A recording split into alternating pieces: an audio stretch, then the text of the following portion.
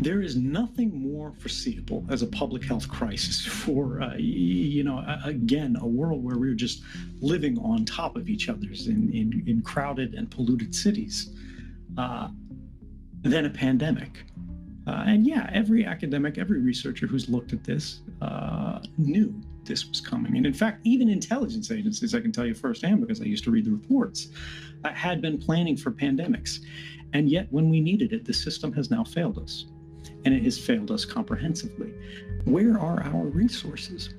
When our hospitals say they need ventilators, where is all this great technology that's being used to surveil everybody, down to the tiniest toenail, when we need it to create things that actually save lives? The reality that we need to accept, which is an uncomfortable reality, is that even in places that are not autocratic regimes, they're going to have a second wave, they're going to have a third wave, they're going to have a fourth wave based on all of the best medical analysis that we have available today. What we see is everyone is fearful and hopeless and so worried about today that we have really stopped thinking about what tomorrow will look like as a result of the decisions that we take today.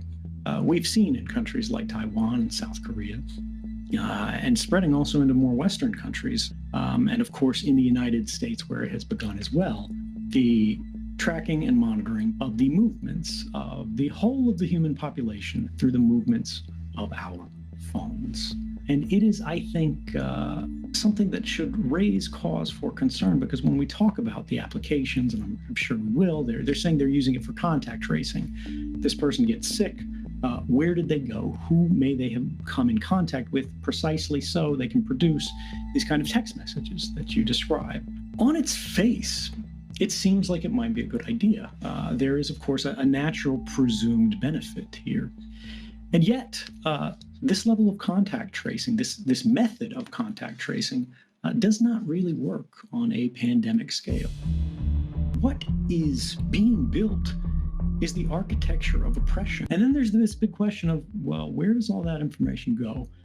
How is it controlled? Who is it being used? It's information about me. I should have some influence over it. I should have control over it. We need to be able to make sure that the brakes that are being pumped are on the pandemic rather than our society. Do you truly believe that when the first wave, the second wave, the 16th wave of the coronavirus is a long forgotten memory, that these capabilities will not be kept, that these data sets will not be kept? Will those capabilities begin to be applied to small-time criminality? Will they begin to be applied to political analysis? And you might trust who is dealing with it today. You might trust who runs it. You might go, I don't care about Mark Zuckerberg, but someone else will have this data eventually. Some other country will have this data eventually. In your country, a different president will have control of this data eventually, and someone will abuse it. They're running internment camps in China. And these practices, when they don't get pushback, when they don't get condemnation, when they don't face sanction for this, will become normalized and they will spread. And we'll face them in Russia. We'll face them in Iran.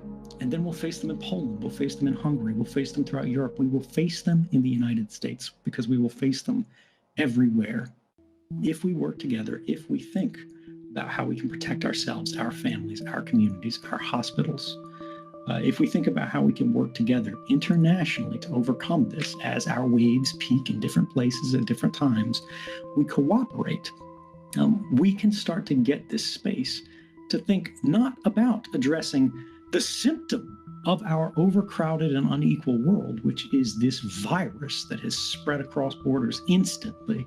We are at one of the only moments that will be in our lifetimes where the system is so stressed and so overextended and the leadership so clearly out of its league that we have the ability to make not reformative changes, but revolutionary changes, that we can actually change the functioning of society, that we can actually change the structure of the system that controls and influences our lives, the way that we are being monitored, the way that we're being tracked. Because these systems, if we do not change them, will not simply be used to monitor our health. They're going to make decisions for us on an automated basis to determine who gets a job, who goes to school, who gets a loan, who gets a home, and who does not.